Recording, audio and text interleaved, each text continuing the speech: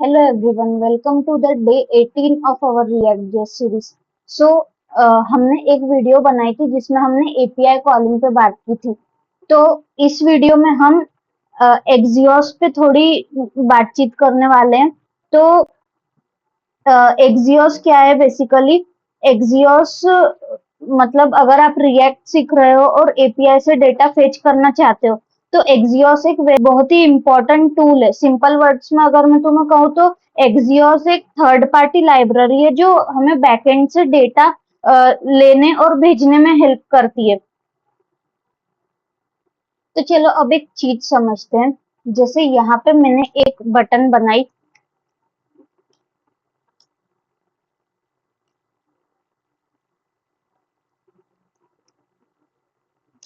और यहाँ मैंने बटन पे लिख दिया गेट डेटा। ठीक है। इस बटन को थोड़ा सा अच्छा बनाने के लिए मैं आज इसमें थोड़ी सी सीएसएस भी अप्लाई कर देती हूँ। जैसे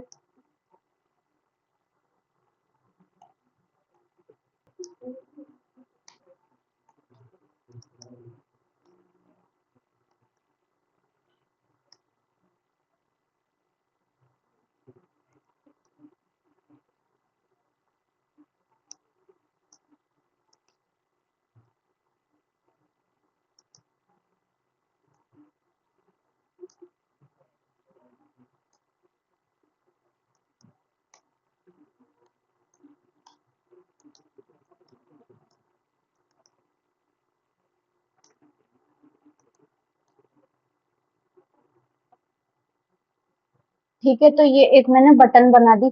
अब मुझे क्या करना है, इस बटन पे क्लिक करने के बाद कोई डेटा को फेच करना है। ठीक है। तो यहाँ पे जैसे पहले तो मैं एक फंक्शन बनाती हूँ।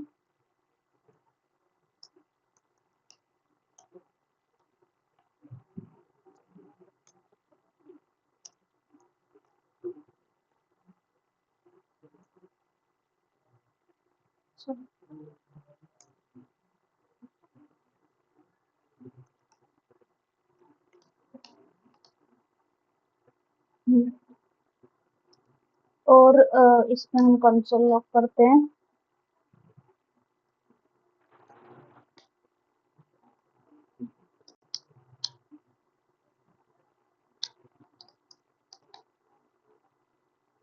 ठीक है। अब ये बटन को क्लिक करने पे हम एक इवेंट चलाते हैं।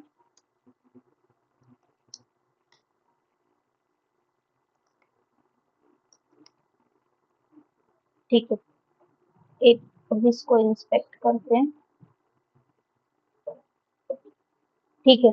अब देखना, जब मैं ये बटन पे क्लिक करूंगी तो मुझे कंसोल पे दिखेगा डेटा आ रहा है। ठीक है। क्लिक किया, डेटा आ रहा है। दूसरी बार क्लिक किया, फिर से डेटा आ रहा है। जितनी बार क्लिक करूंगी यहाँ पे काउंट बढ़ते जा रहा है। ठीक है। अब देखो, अब मुझे क्या करना है, मैं ये बटन के क्लिक पे सर्च मतलब ये कंसोल पे सिर्फ मुझे प्रिंट थोड़ी ना कराने की डेटा आ रहा है। मुझे कोई डेटा को सच में फेच करके लेके आना है। तो वो हम कैसे करते हैं, वो हम करते हैं एक थर्ड पार्टी लाइब्रेरी है इनसे डेटा को फेच करने के लिए। और बैकएंड से हम डेटा कैसे फेच करते हैं, हम यूज करते हैं एपीआई का। ठीक है। एपीआई क्या है वो तुम्हें मैं उस वीडियो में बता चुकी हूँ जिसमें मैंने थोड़ा एपीआई कॉलिंग के बारे में बताया था। तो अगर वो वीडियो नहीं देखी होगी तो वो देख लेना। तो हमें जब अगर एक्सियोस को यूज करना है तो वो हम कैसे करते हैं, तो ये देखो मैं एक डॉक्यूमेंटेशन तुम्हें दिखाती हूँ। एक्स, एक्स,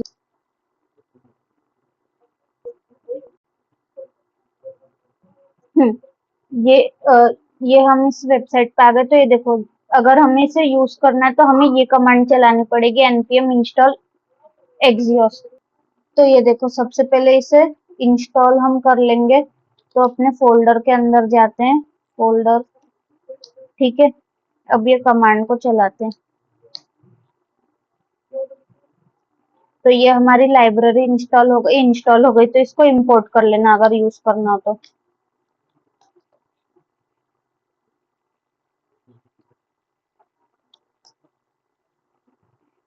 ठीक है, इंपोर्ट हमने कर लिया। ठीक है। अब देखो हमें क्या करना है, वापस से सर्वर को चला लेते हैं।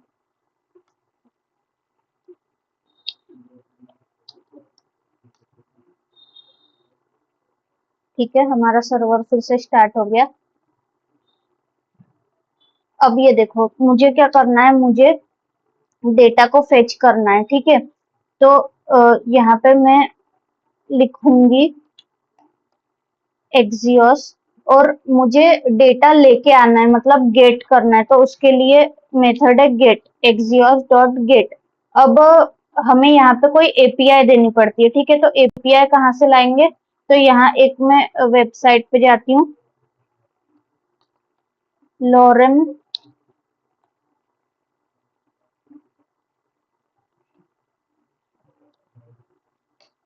लॉरेम पिक्सम। ठीक है, यहाँ पे मुझे बहुत सारी इमेजेस वगैरह का जो डेटा है वो मिलता है। तो यहाँ पे नीचे स्क्रॉल करना, अ,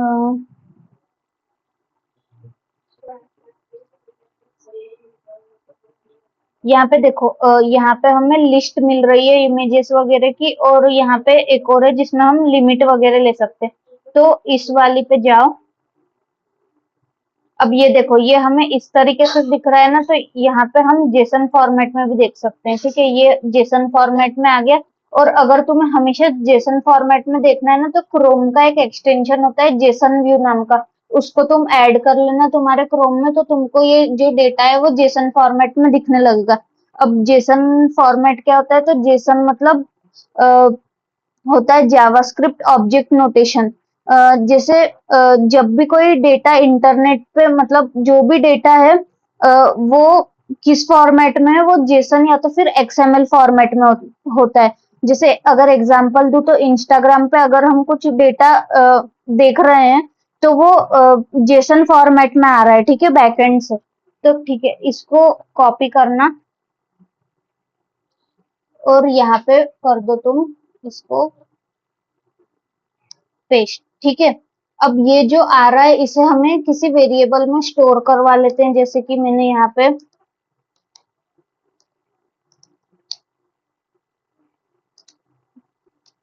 इस वेरिएबल में इसको स्टोर करवा लिया। और यहाँ पे मैंने उस वेरिएबल को अगर प्रिंट करवा के देखा,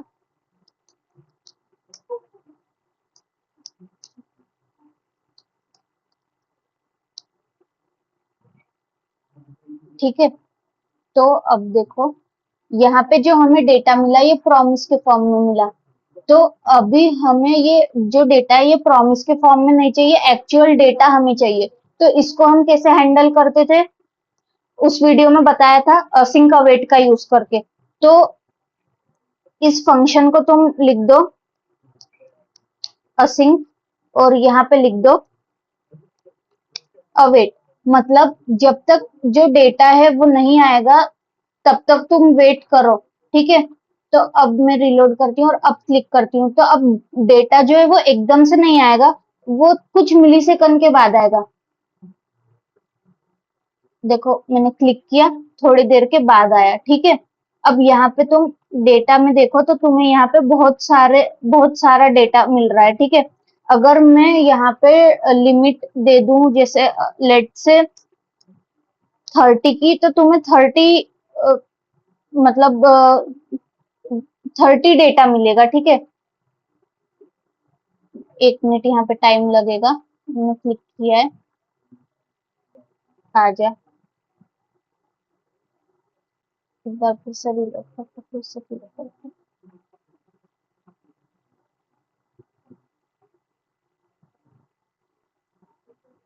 आ क्या नहीं रहा है।